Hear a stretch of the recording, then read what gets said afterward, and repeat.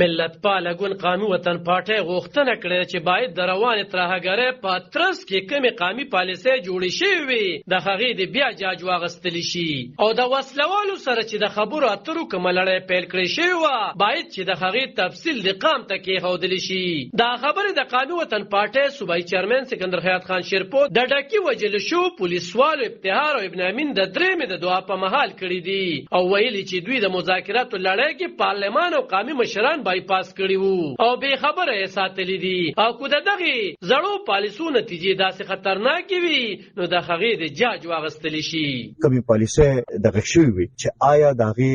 دا نتیجه چې ده که دا قسمه واقعیت راوځي نو بیا په هغې باندې سره نو جایزه اخیستلو ضرورت. که تاسو ګورئ نو تسلسل سره کال یو نیم کال بلکې 2 کالونه دا واقعیت شروع دي او بیا خاص کر د 2-3 میاشتو نه چې کوم مذاکراتو پکې خبرې وشوې د هغې په نتیجه کې موږ خو په دې نه پوهېږو چې دا مذاکرات په کوم بنیاد باندې شوي. بعضې خلک خبره کوي چې اګریمنټ شوی نو هغه په کوم بنیاد باندې شوی آیا د هغې په نتیجه کې خلک پرېښودلي شوي دي نه دي پرېښودلي شوي دا هم دې قوم ته نه معلوم. نو دې زما خیال دا ټول څیزونه چې دي دا واضح کولو ضرورت دی. سکندر حیات خان شیرپور د پولیسو د حوصلې لوړې کولو په اړه خپل وړاندیزونه ورکړي او ویل چې ټولو قومي سیاستمدارانو ته پکار دي چې پولیس سره کلک ودرېږي او حکومت ته ورته وسایل ورکړي. یو خو سیاسي لیډرشپ چې هغه په دې باندې دوی سره یو ځای ودرېږي او یو احساس وته وکړي چې موږ ستاسو په شا ولاړ. دویم اوس سره چې د ګورنمنت په سایډ باندې اډمنسټریټیو سټیپس اوچتولو ضرورت دی که دوی سره کم د اسلحې او ته نور ضرورت دی نور کم داسې اکوپمنټ ضرورت دی چې هغه ته زر پرووایډ کړی شي د دې نور چې کم کمې دي کم دغه دي هغه ته پوره کړی شي. دې کې دا د انټيليجنس هم یو فیلیر دی د هغې حواله سره یو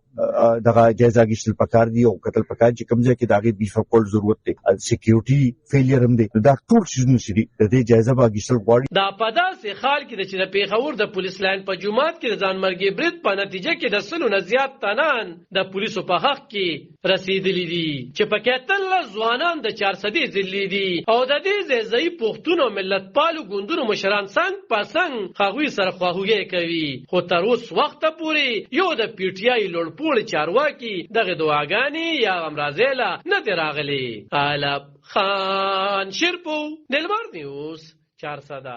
ملت پال